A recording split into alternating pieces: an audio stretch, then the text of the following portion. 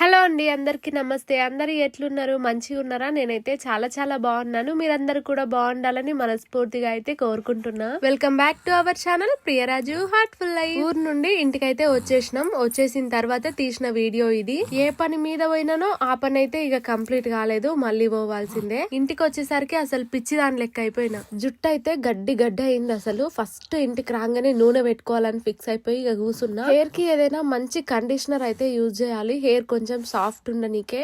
జుట్టు బాగుందా బాగాలేదా పక్కన పెడితే జుట్టు మాత్రం చాలా చిక్కులు పడుతుంది. ఎంత హెడ్ బాత్ చేసినా సరే, ఎంత మంచిగా ఉంచుకుందామన్నా సరే గడ్డి అవుతుంది. ఇట్లా కాకుండా సిల్కీగా సాఫ్ట్ గా ఉండేటట్టుగా ఏదైనా కండిషనర్ యూజ్ చేయాలి మంచిది తెలుసుకొని. పాప తల్లో ఒక పెయిన్ కనిపించింది, తీద్దామంటే ఇక అటు ఇటు తల ఊపుతూనే ఉంది.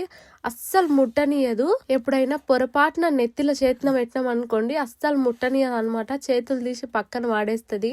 జలుబైనప్పుడు ముక్కు తుడుద్దామన్నా కూడా అంతే, అస్సలు ముట్టనీయదు. వీడియో అయితే నిన్ననే పెట్టేదాన్ని, కానీ ఇద్దరం ఒకటేసారి 2 ఛానల్లో పోస్ట్ చేస్తే వ్యూస్ డౌన్ అవుతాయేమో అన్నట్టుగా ఇక నేను అప్లోడ్ చేయలేదన్నమాట. జలుబు అయితే అసలు ఇంకా తగ్గనే లేదు. నోస్ బ్లాక్ అయిపోయింది. ఈ జలుబులు దగ్గులు గనుక వచ్చినాయంటే పక్కగా ఒక వారం 10 రోజులు ఉండిపోతాయి. ఇక మళ్ళా ఇంటికి రాగానే మన డ్యూటీ మనం ఎక్కాల్సిందే. వాకిలైతే ఘోరంగా అయిపోయింది. ఒకసారి మంచిగా చిక్కగా పెండ జల్తే గాని సెట్ అవ్వదు మా వాకిలి. ఇక మమ్మల్ని సింగిల్ గా ఎలాగూ పంపించలేదు కాబట్టి ఇంకా అమ్మ కూడా వచ్చింది. అలాగే వరలక్ష్మి వ్రతం అయితే చేసుకుందాం అనుకున్నాను. అందుకోసమని కొంచెం తోడుంటుందని రమ్మన్నాను. పోయినసారి ప్రెగ్నెంట్ గా ఉన్నప్పుడు ఒకవేళ నాకు పాప పుడితే నెక్స్ట్ ఇయర్ పాపతో కలిసి చేసుకుంటాను అని మొక్కుకున్నా. కాబట్టి ఈసారి మంచిగా చేసుకోవాలి. అంతేకాకుండా మా పక్కన విలేజ్ లో గుట్ట మీద శివాలయం అయితే ఉంటది. ఇంకా అక్కడైతే అమ్మవారికి బియ్యం పోస్తా అని అయితే మొక్కుకున్నాను. ఈ శ్రావణ మాసంలో అది కూడా చేద్దాం అనుకుంటున్నా. అమ్మ నేను ఇద్దరం కలిసి చేద్దాం అన్నట్టు ఇంకా అమ్మ అయితే ఇక్కడికి వచ్చింది. మా ఊర్లో అయితే ఇంకా బోనాల పండుగ అయిపోలేదు. మొక్కార్తిలో అయితే ఉంటాయి. బోనాలతో పాటు మొక్కుకున్న వాళ్ళు మొలకల బుట్టి కూడా తీసుకుపోతారు. ఈ మంత్ ఎండింగ్ లో ఉంటాయి అనుకుంటున్నా. ఇక ఇంటికి రాగానే పిల్లలైతే ఆట పెట్టిరు. వాకిల్ని కొత్త చీపురుతో ఊడుద్దామంటే చాలా కష్టంగా ఉంది.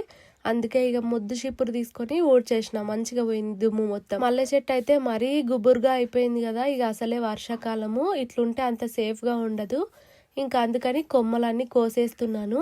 మల్లెపూలు ఎండాకాలంలోనే బాగా పూస్తాయి, ఈ కాలంలో అంత ఉండవు కూడా. పోయినసారే మొత్తం కట్ చేద్దాం అనుకున్నాను కానీ నిండా పూలు పూసినాయి, అందుకని కట్ చేయాలనిపించలేదు. ఇంకా అందుకే ఇప్పుడైతే మొత్తం క్లీన్ చేసేస్తున్నా. వీటిని కోసేటప్పుడు కూడా మస్తు భయమైంది, కిందేమన్నా ఉంటే ఏంది అన్నట్టు. అందుకే దూరంగా ఉండి చూసుకుంటా మొత్తం కోసేస్తున్నా. ముందల నాటిన చెట్లు కూడా మంచిగా పెద్దగైనాయి. అన్ని ఓకే గానీ మామిడి చెట్టు మాత్రం అంతలోనే ఆగిపోయింది, ఎందుకో పెరుగుతలేదు. మొత్తం కోసేసేసరికి నాకైతే నిజంగా చేతి గుంజిందబ్బా. నేను వచ్చే రోజు ఒక్కరోజు ఉండమని మా ఫ్రెండ్స్ అడిగిరు. అందరు కలుస్తున్నారంట, నన్ను కూడా ఉండమన్నారు. కానీ ఇంకా నేను ఆల్రెడీ ఫిక్స్ అయిపోయినా ఊరికి వద్దామని. అందుకే ఇక ఉండలేదు, వచ్చేసి. ఫ్రెండ్ కి బాబు పుట్టిండు, నేను ఇక పోలేదు అని చెప్పిన కదా. ఇంకా అక్కడికైతే వెళ్తున్నారంట. దూరం ఉంటే ఏం కాదులే రా, అందరం కలిసినట్టు ఉంటది అన్నారు. కానీ నేను అప్పటికే ఆల్రెడీ బ్యాగ్ అంతా సర్దేసి పెట్టుకున్నాను వెళ్దాం. అమ్మతో పాటు పెద్దోడు కూడా మంచిగా పనిచేస్తుండు. మా చిన్నోడేమో పోయి నీళ్ళల్లో ఆట పెట్టి ఇక ప్యాంటు అంగి మొత్తం దడిపేసుకున్నాడు. వచ్చి రాగానే చిలిపి పనులు స్టార్ట్ చేసిండు అనమాట. ఇక నాకు నెత్తి నొప్పి స్టార్ట్ అయింది అనమాట. ఆడున్నప్పుడు నెత్తి నొప్పి లేదని కాదు, కొంచెం తక్కువ ఉంటుండే.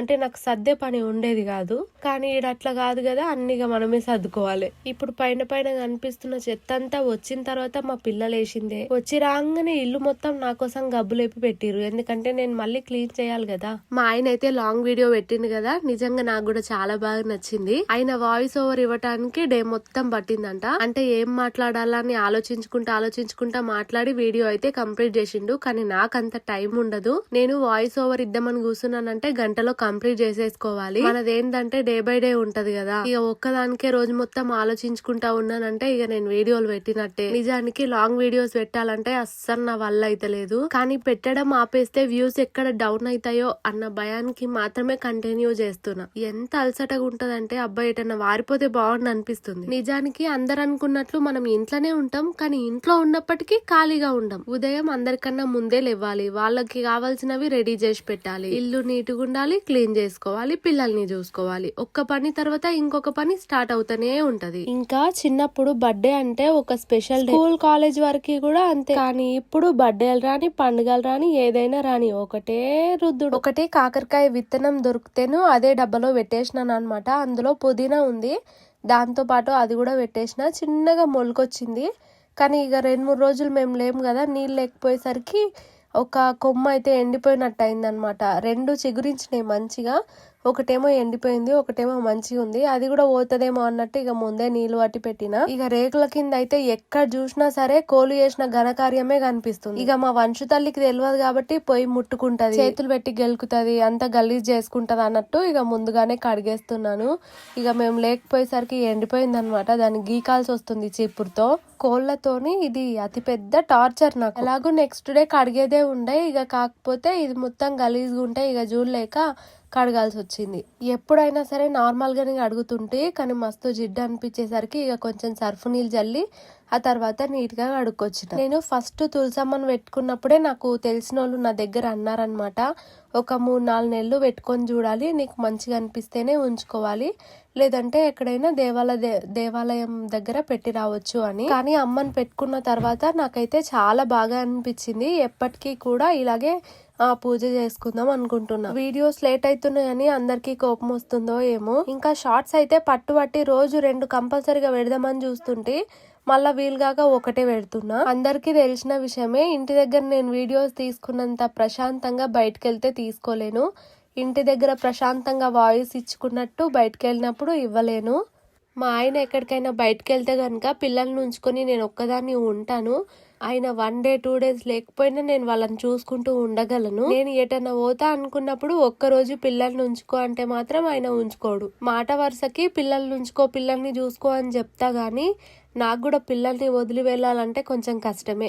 వాళ్ళు అక్కడ ఇబ్బంది పెడతారు అని తెలిసినా సరే ఇక తీసుకోపోకుండా ఉండలేమన్నమాట. మనం పిల్లలైతే ఇంటికి రాగానే ఇక మట్టిలు ఆట పెట్టిరు, మొత్తం బూచోళ్ళలాగా తయారయ్యారు. ఎంతైనా ఇక జర్నీ చేసి వచ్చినాం కదా, కొంచెం ఫ్రెష్ అప్ అయితే మంచిగా ఫ్రెష్గా ఉంటది, హాయిగా నిద్ర పడుతుంది. ఇక వేడి నీళ్ళు కూడా కాగినాయి. ఫస్ట్ ఇక మా బూచోళ్ళు ఇద్దరికి పోసేసి ఇంకా తర్వాత పాపకి కూడా స్నానం అయితే చేపియాలి.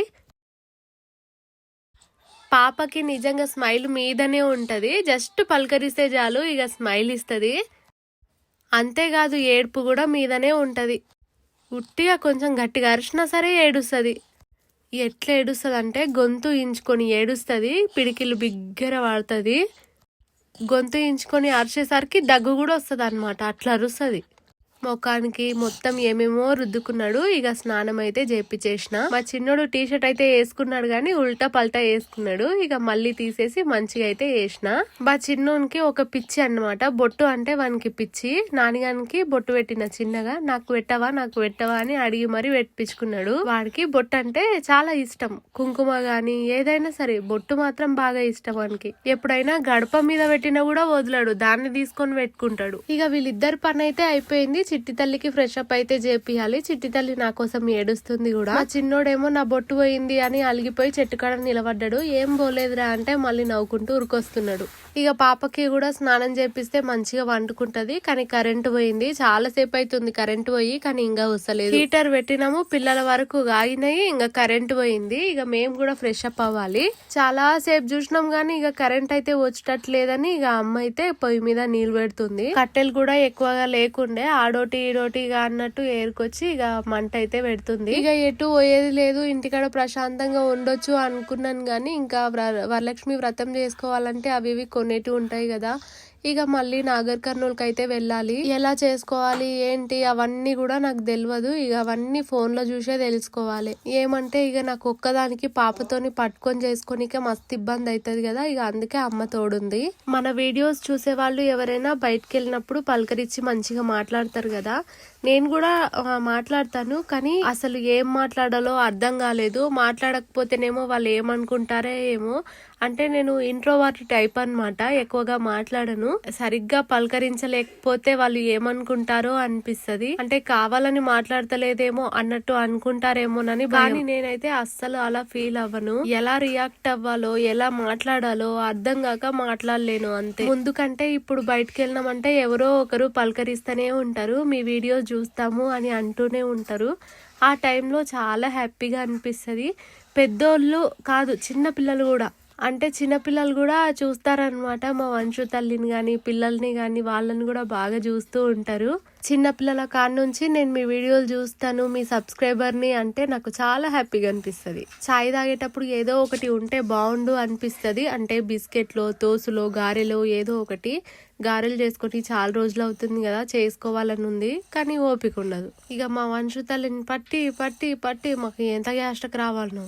ఇక అన్ని పనులు అయిపోయినాయి, నేను కూడా ఫ్రెష్ అప్ అవ్వాలి. అంతకంటే ముందే ఇక గిన్నెలు తోమేస్తే ఓ పని అయిపోతుంది కదా అని కూర్చున్నా. మా ఆయన అయితే పాపం 2-3 గిన్నెలే వేసిండు. అన్ని తోమినే ఉన్నాయి ఈడ. కాకపోతే మా అమ్మ కొంచెం దుమ్ము పడ్డది అన్నట్టు ఇక బయటేసింది. ఇక ఓపిక లేకుండే గానీ ఇక బయటేసింది కదా అన్నట్టు ఇక మొత్తం కడిగేస్తున్నా. మనం ఎటన్నా బయటికి పోయినప్పుడు ఇంటికి వచ్చేసరికి అలసిపోతాము, ఓపిక ఉండదు.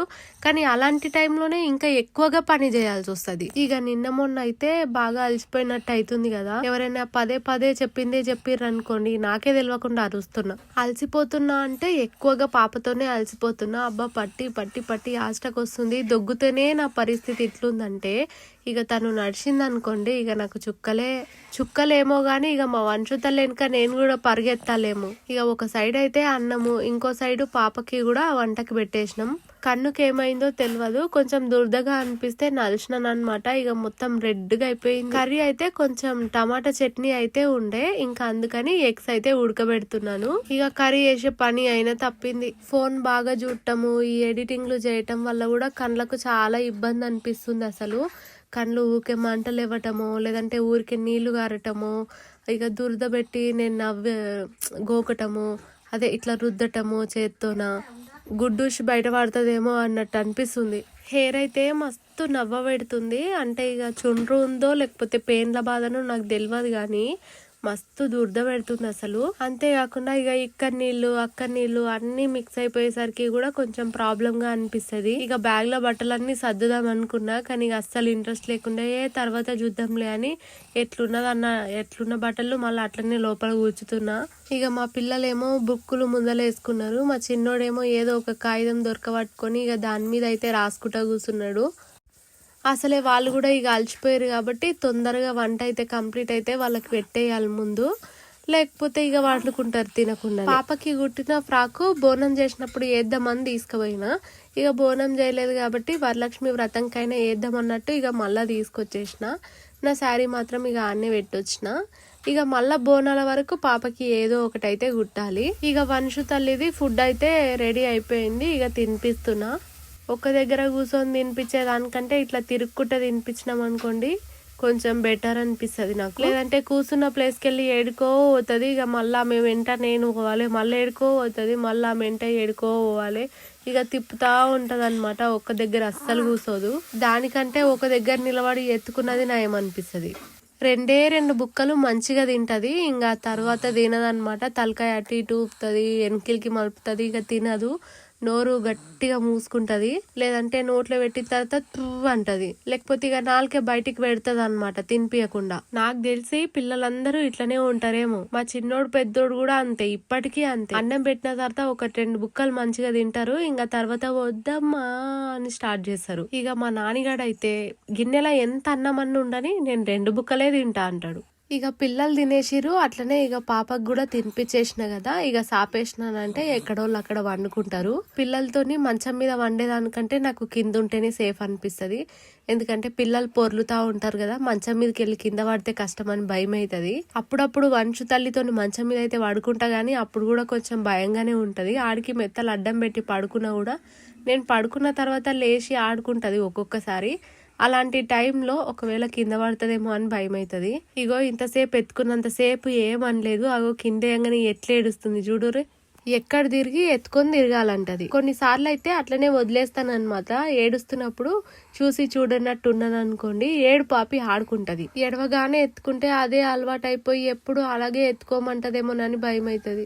ఎందుకంటే ఎత్తుకొని చేసుకోవాలంటే చాలా కష్టం. అసలు చేతు నొప్పి పడుతుంది. ఎటైనా బయటకు వచ్చినా సరే చేతు మస్తు గుంజుతుంది. అసలు ఇంటికి వచ్చిన తర్వాత మా చిన్నోన్ని పెద్దోన్ని జర చేతి వస్తాను రా అని అడుక్కుంటే ఒత్తుతారు కూడా పాపం. లెఫ్ట్ హ్యాండ్ తోనే ఎక్కువగా ఎత్తుకుంటాం కాబట్టి అసలు హ్యాండ్ ఎంత పెయిన్ ఉంటుందో. ఇక పిల్లలందరూ బయట వండుకున్నారు కదా, ప్రశాంతంగా కాసేపు వండుకుందామంటే మంచం మీద మీద మొత్తం చెత్త చెత్త ఉన్నాయి.